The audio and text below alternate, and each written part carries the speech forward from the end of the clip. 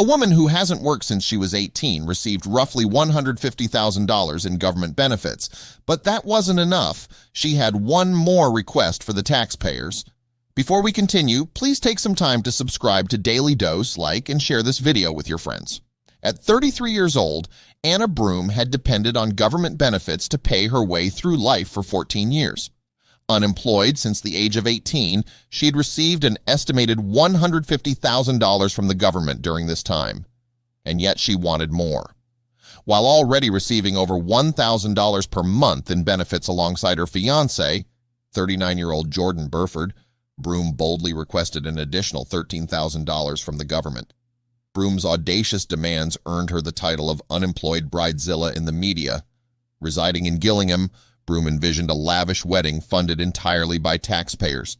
She dreamt of a ceremony complete with a designer dress and shoes, a horse-drawn carriage, a grand party at an English castle following the nuptials, and champagne for her 50 guests. The dream didn't end there. She also wanted money to jet off to Mexico for a honeymoon, which would cost an additional $2,500. In Broom's mind, her dream wedding and the chance to be a bride were basic human rights. She argued that she was simply too overweight to work, and that this was the reason she had been on government assistance for so long.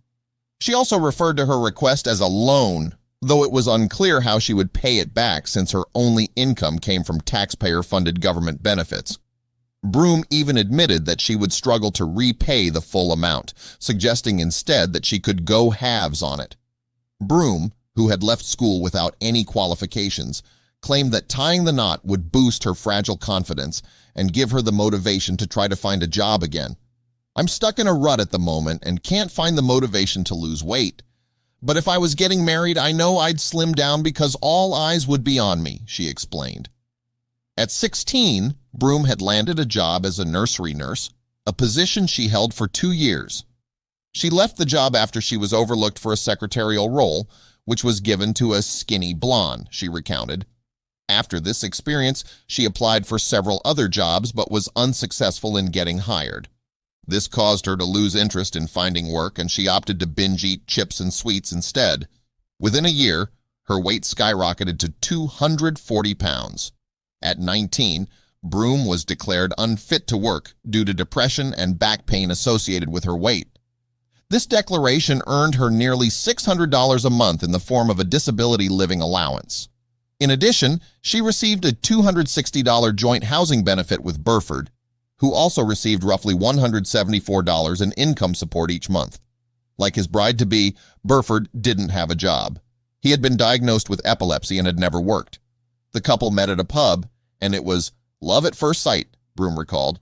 2 years later, Burford popped the question with a lovely ring featuring a gold band with a pink stone. Broom immediately began leafing through glossy magazines and watching wedding shows on TV to get ideas for her big day. The result was a set of pricey plans she felt someone else should pay for. "I want the taxpayer to fund my 10,000 pounds, 13,000 dream wedding," she declared. "It's a basic human right to be a bride. I don't see why I should have a small wedding at a registry office. I wouldn't be able to fit in all my guests, and a church wedding is far more romantic," Broom, who was a size 24, argued. "I've dreamed about being a bride since I was 12 years old," she added. "I deserve a fairy tale church wedding and a party in a castle. But there's no way I could afford it on benefits, and I can't work because I'm overweight." Despite her inability to fund such an extravagant wedding, Broom didn't reconsider her plans. While Burford wanted a limo and a cream suit, Anna had her own vision of their big day. "I picture myself in a silk dress that shows off my cleavage as Jordan likes my boobs," Broom detailed. "I'd like a long veil and sparkly red designer heels, and I want 2 bridesmaids and flower girls scattering petals down the aisle," she added. "We'd serve posh prawn canapes, a roast dinner, and champagne. I'd have around 50 guests with a 5-tier cake and a big buffet, too," she continued, laying out her lavish plans. "I'd also love a big band." It was quite the wish list for someone who didn't work, and Broom was devastated when she realized she couldn't afford it. "I was gutted," she confessed. "After we've paid for bills, a night out at the pub, dog food for our Labrador, cigarettes, and the odd kebab, there's barely anything left," she lamented. "I'd rather not get married than have a cheap do. It'd only make me unhappy," she added. "Even if I only got 5,000 pounds, $500 in vouchers to put towards the wedding, that'd make life easier." Although it's unclear how she paid for it or which wedding plans came to fruition, social media suggests that Anna Bloom and Jordan Burford eventually tied the knot. However, more recent posts indicate the couple is no longer together. According to her Facebook account, Anna Bloom Burford is now in a relationship with a man named Vinny, which implies that the money she had been asking for would have been wasted on what appears to be a failed marriage. The situation with Anna Bloom raises important questions about the use of taxpayer money and the ethics of government assistance. While social safety nets are essential for supporting those in genuine need, Bloom's story highlights how these benefits can be perceived by some as a means to avoid responsibility and live a life of comfort without contributing to society.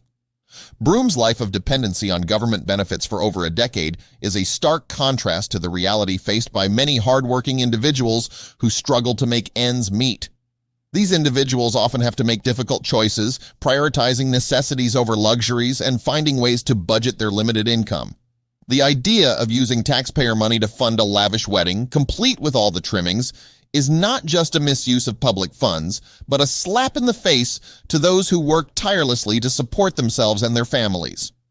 The entitlement displayed by Bloom, who believes that being a bride is a basic human right, is a reflection of a larger issue within society. The expectation that others should foot the bill for personal desires, especially when those desires are extravagant and unnecessary, undermines the value of hard work and personal responsibility. It also raises concerns about the sustainability of welfare systems if they are exploited in such a manner.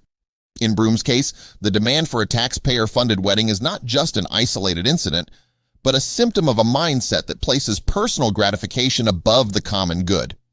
It's a mindset that prioritizes immediate pleasure over long-term goals, and one that fails to recognize the importance of contributing to the society that supports you.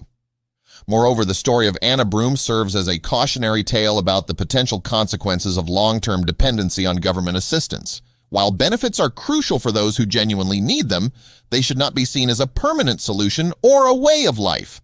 The goal of such assistance should be to help individuals regain their independence and self-sufficiency, not to enable a life of complacency and entitlement. It sounds like Anna Bloom's life was made easier for far too long. Those who work understand the importance of having a budget and setting priorities. Bloom could have sacrificed the night out at the pub, cigarettes, and the odd kebab to fund her wedding, or simply chosen not to get married at all. If she didn't make her wedding a priority over those extras, why should the taxpayer? Government benefits are meant to be a safety net to catch those in need, not a comfort blanket to snuggle up in, keeping one happy and making life easy so they can enjoy a nice long 14-year rest from reality and responsibility. Ultimately, stories like Anna Bloom's should prompt a broader discussion about the purpose of government assistance and how it can be reformed to better serve those who truly need it while discouraging misuse. It's a delicate balance, but one that is essential for the continued viability of social safety nets. After all, these systems are funded by taxpayers, many of whom are working hard to support themselves and their families. They deserve to know that their contributions are being used responsibly, and that those who receive benefits are working towards a better, more independent future. In the end, Anna Bloom's story is not just about one woman's desire for a fairy tale wedding.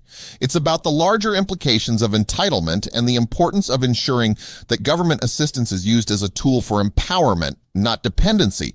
The question remains, how can society strike the right balance between providing support for those in need and encouraging personal responsibility? It's a question that deserves careful consideration, not just in the case of Anna Bloom, but in the design and implementation of welfare policies as a whole.